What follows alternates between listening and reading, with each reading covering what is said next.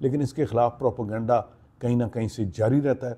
उसका वाहिद मकसद है अमेरिकन प्रेशर को पाकिस्तान पर लाना दी। लेकिन ये दोनों नाम से तो इंडियन ओरिजिन के लगते हैं कि पाकिस्तान उस रेंज के मिसाइल तैयार कर रहा है जो अमेरिका की मेनलैंड को हिट कर सकते हैं। वो 2750 किलोमीटर है। अभी सवाल ये है कि 2750 किलोमीटर क्यों, ये फिगर कहाँ से आया? फिर भी देखना ये है कि ये सवाल क्यों आता है। चूँकि इजराइल किसी न किसी सूरत में पाकिस्तान से थ्रेटन फील करता रहता है और इंडिया और इजराइल का गठजोड़ बहुत करीबी है। पाकिस्तान पर अटैक इजराइल ने कोशिश की तो Pakistan will hit back very bad. से इजराइल को बाज रहना चाहिए क्योंकि हमारे मिसाइल ईरान वाले मिसाइलों से बहुत बेहतर हैं। हमारे पास ये है कि अगर एक मुल्क हिट कर दे तो दूसरा वापस आके हिट कर सके। तो पाकिस्तान ने भी तो रखी है ना सेकंड स्ट्राइक, हमने किधर रखी है? हम उसमें रख लें, सबमरीन में ले जाते हैं, ठीक है। तो सबमरीन दुनिया में जिधर मर्जी फिरती रहे, उसको कोई चेक नहीं है। तो ये सेकंड स्ट्राइक कैपेबिलिटी या तो ग्राउंड पे रखनी है आपने या सबमरीन पे रखनी है। प्रॉब्ली अमेरिका और रशिया इसको हवा में भी रख सकते हैं। बिस्मिल्लाहिर्रहमानिर्रहीम।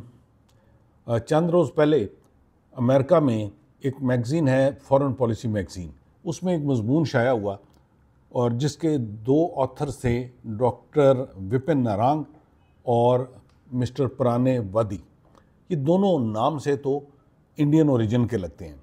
इस मजमून में इन्होंने ये कहा है कि पाकिस्तान का जो मिसाइल्स हैं वो अमेरिका तक पहुंच सकते हैं और अमेरिका मेनलैंड को हिट कर सकते हैं। मिस्टर विपिन नारायण जो उनसे हैं, ये farmer assistant secretary for defence for space policy रहे हुए हैं, जबकि मिस्टर प्राणे वादी नेशनल सिक्योरिटी काउंसिल में डिसआर्मामेंट और आर्म्स कंट्रोल को डील करते रहे हैं।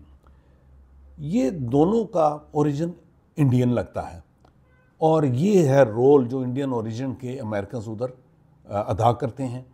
ये कहीं ना कहीं से इनमें से भारत ज़रूर नज़र आता है। इस मजमून में इनका थीसिस है कि पाकिस्तान उस रेंज के मिसाइल तैयार कर रहा है जो अमेरिका की मेनलैंड को हिट कर सकते हैं। यहाँ पे बड़ा इंपॉर्टेंट क्वेश्चन है कि पाकिस्तान, वो कौन सी वजूहत हैं कि पाकिस्तान इस रेंज के मिसाइलों पे जाएगा? क्या पाकिस्तान के पास वो रिसोर्सेज हैं? क्या पाकिस्तान के वो टेक्नोलॉजी और नॉलेज है? ऐसा बिल्कुल नहीं है। ना हमें ज़रूरत है, ना हम करना चाहते हैं, ना हमारे पास रिसोर्सेज हैं। लेकिन फिर भी देखना ये है कि ये सवाल क्यों आता है। इस सवाल के लिए पहले देखें तो पाकिस्तान का जो मिसाइल प्रोग्राम है ये बिल्कुल ट्रांसपेरेंट है, मीडियम रेंज का है। इसकी रेंज जो नोन है, जो टेस्टेड है, वो 2750 किलोमीटर है। अभी सवाल ये है कि 2750 किलोमीटर क्यों, ये फिगर कहाँ से आया? ये फिगर इसलिए आता है कि इंडिया का एक नेवल बेस है जो जज़ायर अंडमान और निकोबार पर है। वहाँ पर इंडिया ने बहुत सारे नेवल एसेट्स रखे हुए हैं। उसकी रेंज पाकिस्तान से तकरीबन यही बनती है, यानी 2750 किलोमीटर।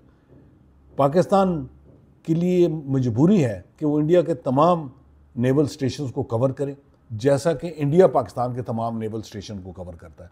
तो इसलिए ये 2750 किलोमीटर की हमारी मजबूरी है और इस रेंज के हमने मिसाइल बनाए हुए हैं। अगला सवाल ये आता है कि फिर ऐसे मज़ामीन क्यों लिखे जाते हैं? ऐसे मज़ामीन लिखने की दो तीन वजूहत हैं, बड़ी क्लियर है। एक ये है कि पाकिस्तान के ख़िलाफ़ एक प्रोपेगेंडा की कैंपेन जारी रखी जाए, पाकिस्तान को एक नेगेटिव सब्जेक्ट पर अमेरिका में हाईलाइट किया जाए, अमेरिकन पॉलिसी मेकर्स को इन्फ्लुएंस किया जाए ताकि वो पाकिस्तान को एक नेगेटिव ऐनक से देखें और पाकिस्तान पर अमेरिकन दबाव किसी न किसी तरह बढ़ाया जाए।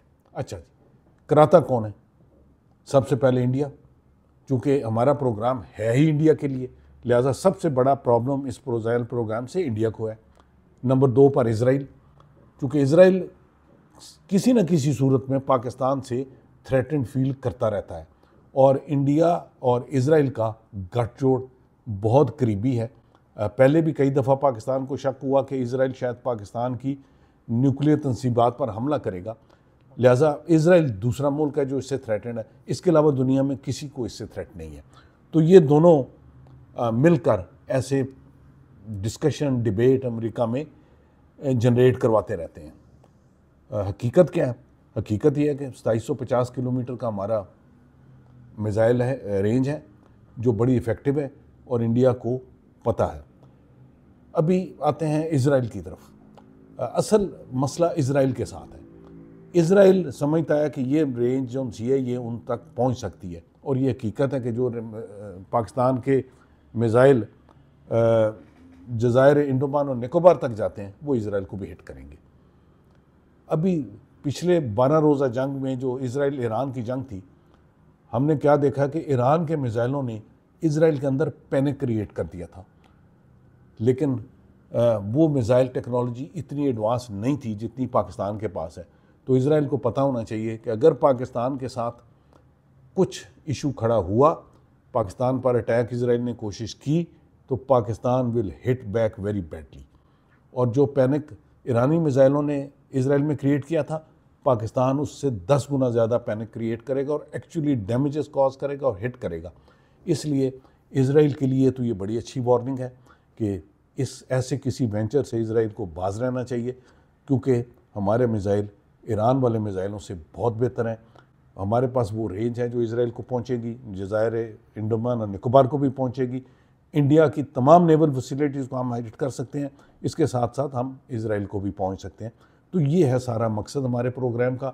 लेकिन इसके ख़िलाफ़ प्रोपेगेंडा कहीं ना कहीं से जारी रहता है। उसका वाहिद मकसद है अमेरिकन प्रेशर को पाकिस्तान पर लाना। लेकिन मेरे ख्याल है अमेरिकन को ये सारी चीज़ें पता है और वो इसको समझते हैं, इसलिए पाकिस्तान अपना प्रोग्राम जो है उनको स्टेबल रख के जारी रख सकता है। बहुत शुक्रिया। अच्छा सर, ये जो जज़ायर अंडमान तक जो रेंज है पाकिस्तान की, तो जज़ायर अंडमान को क्या इंडिया ने सेकंड स्ट्राइक कैपेबिलिटी के लिए रखा हुआ है? सेकंड स्ट्राइक कैपेबिलिटी जो सी है ना, वो पाकिस्तानी वाले के पास नहीं है? नहीं, दोनों के पास है। वो है क्या? वो ये है कि अगर एक मुल्क हिट कर दे तो दूसरा वापस आके हिट कर सके। ठीक है। सो एक तरीका ये है कि आप ज़्यादा इंडिपेंडेंट ले जाओ। तो पाकिस्तान ने भी तो रखी है ना सेकंड स्ट्राइक, हमने किधर रखी है?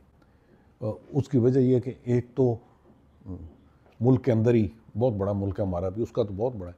तो मध्य बलूचिस्तान में किसी पहाड़ के अंदर हो सकता है, ठीक है, कहीं सिंध में हो सकता है, कोई मिसाइल छुपाए हों वो हैं।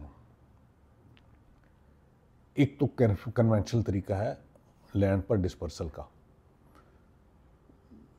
दूसरा तरीका होता है सी में ले जाना। और अगर आपके पास दूर स्टेशन हो तो आप उधर ले जाते हैं, लाइक इंडिया निकोबार पे ले जा सकता है। हमारे पास ऐसा कोई स्टेशन है नहीं, तो हम क्या करते हैं, हम उसमें रख लें, सबमरीन में ले जाते हैं। ठीक है। तो सबमरीन दुनिया में जिधर मर्जी फिरती रहे, उसको कोई चेक नहीं है। तो ये सेकंड स्ट्राइक कैपेबिलिटी या तो ग्राउंड पे रखनी है आपने या सबमरीन पे रखनी है। प्रॉब्ली अमेरिका और रशिया इसको हवा में भी रख सकते हैं। उनके पास ऐसे फाइटर्स हैं, ऐसे बॉम्बर्स हैं जो 2, 3, 4, 5, 6 दिन फ्लाई कर सकते हैं रिफ्यूलिंग के साथ। तो प्रॉब्ली वो किसी सूरत में हवा में भी रख सकते होंगे। लेकिन बाकी हमारे और इंडिया के लिए यही ऑप्शन रहेंगे।